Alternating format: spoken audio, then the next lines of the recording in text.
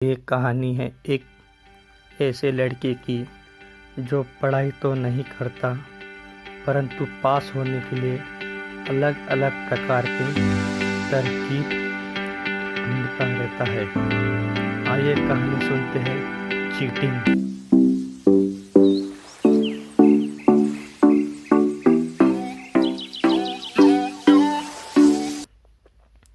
एक गांव में रामू और श्यामू नाम के दो बच्चे रहते हैं, जो कि रामू सबसे गरीब, उतना ही मेहनती, अपने लगन से पढ़ाई करता है, मगर श्यामू इसका विरुद्ध होता है।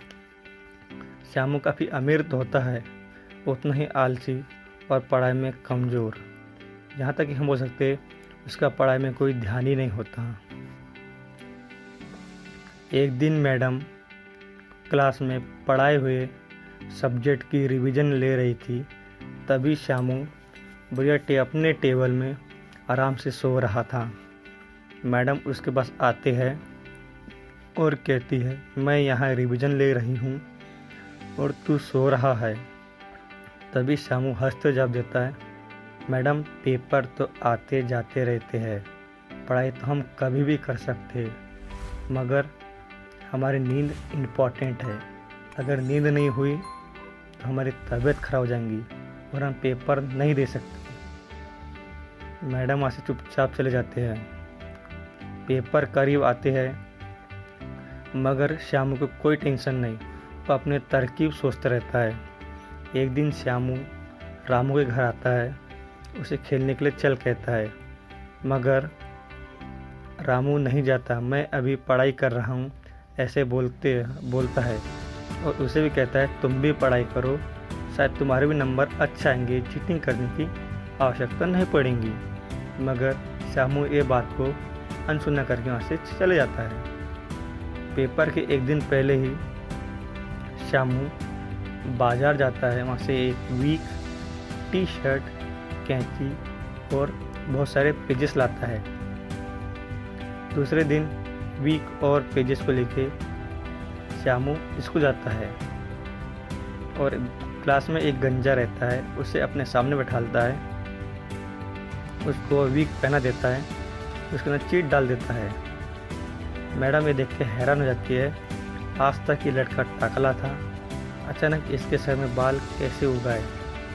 मैडम उसके पास जाते हैं और कहते, अचानक तुम्हारे सर पे बाल कैसे। टकला कहता है, मैडम मेरे पिताजी ने एक ऐसा तेल लाया है जिसमें बाल रातों रात उग पड़े। मैडम चले जाते हैं और श्यामू आराम से चीट कर लेता है। दूसरे दिन फिजिक्स का पेपर रहता है। टी शर्ट में सारे फार्मूले लिख के उस गंजी को पहन देता है, उसके पीछे बैठकर सारे फार्मूले लिखता है। मैडम वहाँ पे आते हैं, कहते ये कैसी टी शर्ट। तभी गंजा बोल पड़ता है, मैडम अभी अभी एक फिजिक्स की ऊपर रिसर्च करने वाली एक कंपनी लॉन्च हुई है, वहाँ से मेरे पिताजी ने ये टी शर्ट खरीद लाए। मैडम फिर चले जाते हैं। अब रहता है आखिरी पेपर।